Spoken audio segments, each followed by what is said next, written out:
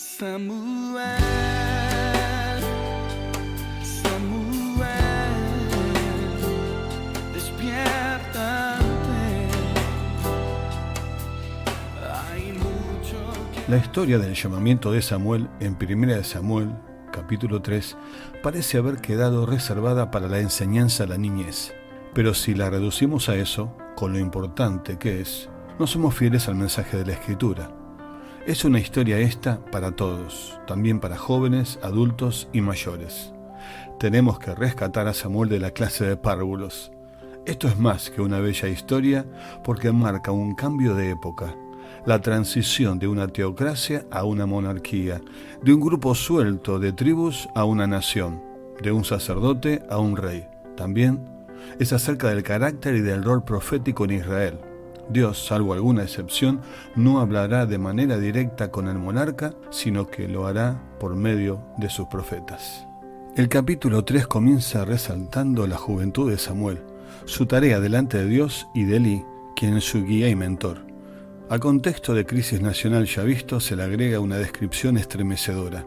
La palabra de Jehová escaseaba en aquellos días. Vuelves a notar que en lugar de adoración en sí lo estaba activo, que la gente acudía a realizar sus oraciones y sacrificios, que había sacerdotes y líderes según el orden instituido, pero no había presencia de Dios, no había santidad a Dios, no había liderazgo fiel y no había palabra de Dios.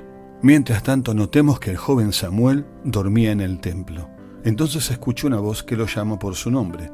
Tal vez le parece ser la voz de Elí, porque de manera diligente corre ante él para disponerse a lo que hubiera que hacer, diciendo: heme aquí. Esto ocurre 3 veces, hasta que Elí se da cuenta que es el Señor que llama a Samuel. Le cuenta entonces cómo debe responder. Entonces, la 4ª vez, Dios pronuncia el nombre de Samuel 2 veces, y él dice: habla, porque tu siervo oye.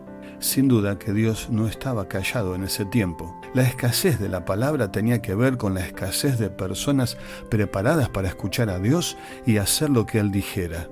Dios habla. La pregunta es, ¿quién escucha? Y más aún, ¿qué hará con lo que escucha? Resalta aquí la actitud de Samuel. Señor, tu siervo oye. Ante la negativa de escuchar de Elí, de los hijos de Elí y aún de toda la nación de Israel. Observemos que Dios no le habla a Samuel acerca de su futuro, de su propio ministerio, le da un mensaje para Elí.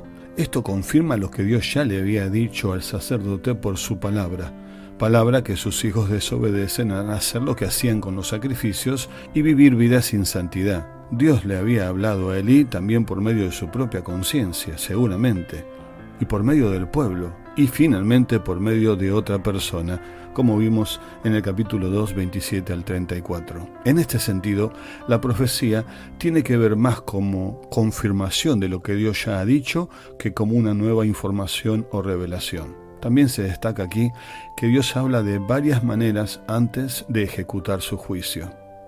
La respuesta de Samuel. El mensaje de Dios para Elí fue sin duda algo pesado para el joven Samuel. Quedó acostado. ¿Habrá dormido esa noche? Considerando todo lo que implicaría para Elí, ya que Dios lo había pasado por alto y no le había hablado. También consideró seguramente el significado que tenía para Israel y para su propia vida. Al otro día se levantó y siguió con su tarea como solía hacerlo.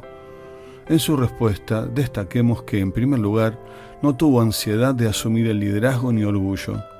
Samuel responde como lo hará más adelante David, quien sabiendo que era el elegido no hizo nada para apresurar las cosas.